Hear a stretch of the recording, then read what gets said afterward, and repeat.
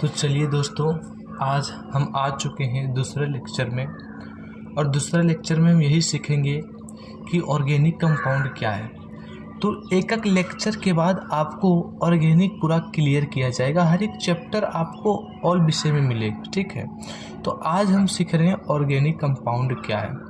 तो जैसे हम समझते हैं, क्या देखो, क्या हम समझते हैं कि जब एक पुल्लिंग, क्या बोला, पुल्लिंग प्लस स्त्रीलिंग, क्या बोला, स्त्रीलिंग, ठीक है।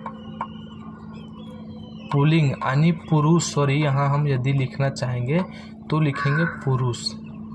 पुरुष जोड़ स्त्री इज इक्वल टू हमारा क्या होता है, जब इन दोनों से पुरुष और स्त्री अर्थात मेल प्लस फीमेल, जब मेल और फीमेल मिलते हैं तो इज इक्वल टू एक चाइल्ड उत्पन्न होता है। क्या उत्पन्न होता है, चाइल्ड होता है कि नहीं, होता है कि नहीं। चलिए, इतना बात समझ में आ रहा है। तो सर हम बात करेंगे C plus H is equal to OC, मतलब ये क्या है, C plus H is equal to OC, नहीं समझ में। सर मैंने बोला कि मेल और female is equal to child, तो सर कार्बन, C से कार्बन, C से कार्बन हो गया और H से हो गया हमारा हाइड्रोजन, क्या हो गया, हाइड्रोजन, ठीक है। C से कार्बन, H से hydrogen is equal to OC अर्थात ऑर्गेनिक कंपाउंड। क्या हुआ, organic compound. C plus H is equal to OC अर्थात ऑर्गेनिक कंपाउंड।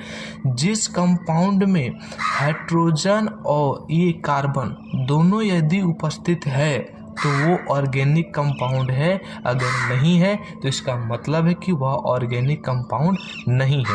यदि हम बात करें एक एग्जांपल H2CO3 का, इसका यदि हम बात करेंगे, क्या बात करेंगे, H2CO3 का, यदि हम इसको हिंदी नाम बोलें तो हाइड्रोजन कार्बोनेट की बात करें तो ये सर हमारा इनऑर्गेनिक है। सर ये हमारा इनऑर्गेनिक है, कैसे है सर, तो ये जो H2 की बात करें ये हमारा इनऑर्गेनिक है। क्या है, इनऑर्गेनिक है,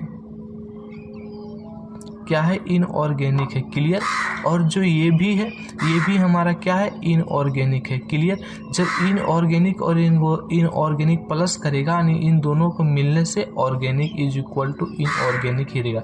तो ये एक्सेप्शन में है कि इसमें हाइड्रोजन भी और इसमें कार्बन भी, फिर भी ये ऑर्गेनिक कंपाउंड नहीं है, चूँकि एक्सेप्शन है ये H2CO3। यदि हम बात करेंगे कुछ एग्जाम्पल की तो हम कुछ एग्जाम्पल ले लेते हैं। तो एग्जाम्पल हमारा क्या है, जैसे मैं CH4 और लेना चाहें तो C2H4 और लेना चाहिए, इधर नहीं दिख रहा है, थोड़ा सा हम ये कर देते हैं। चलिए C2H4 हो गया। और लिखना चाहें तो और हम लिख सकते हैं HCOOH, और एग्जाम्पल लिखो तो CH3COOH। चलिए, इसका नाम जो हमारा मीथेन है, CH4 का नाम मीथेन है, उसके बाद C2H4 का नाम इथेन है, HCOOH का नाम क्या है, फॉर्मिक एसिड है, और ये CH3COOH का नाम एसिटिक एसिड है। तो ये हमारा रहा ऑर्गेनिक कंपाउंड। आगे हम बात कर रहे हैं इनऑर्गेनिक कंपाउंड का। किसका हम बात कर रहे हैं, इनऑर्गेनिक कंपाउंड का। चलिए, तो इनऑर्गेनिक कंपाउंड